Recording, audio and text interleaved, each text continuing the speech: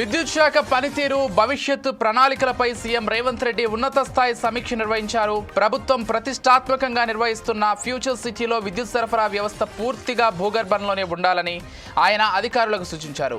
Future సిటీలో ఎలాంటి విద్యుత్ తీగలు, టవర్లు, స్తంభాలపైకి కనిపించకుండా అత్యాధునిక సాంకేతిక పరిజ్ఞానంతో భూగర్భ విద్యుత్ లైన్ల వ్యవస్థను ఏర్పాటు చేయాలని ఆయన స్పష్టం చేశారు.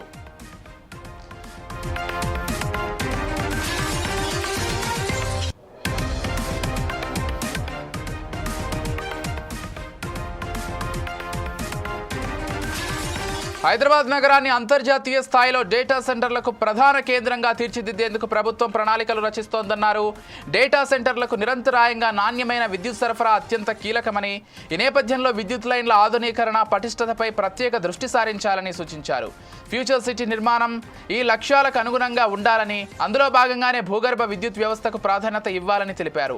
గ్రేటర్ హైదరాబాద్ పరిధిలో కూడా ప్రయోగాత్మకంగా స్మార్ట్ పోల్స్ను ఏర్పాటు చేసే అవకాశాలను పరిశీలించాలని అధికారులకు దిశానిర్దేశం చేశారు. రానున్న 3 ఏళ్లలో రాష్ట్రంలో విద్యుత్ డిమాండ్ గణనీయంగా పెరగనుందని అంచనా వేస్తున్నట్లు అధికారులు సీఎంకు వివరించారు. పెరుగుతున్న డిమాండ్కు అనుగుణంగా సబ్స్టేషన్ల సామర్థ్యాన్ని పెంచాలని, నూతన విద్యుత్ లైన్లను ఏర్పాటు చేయాలని సూచించారు.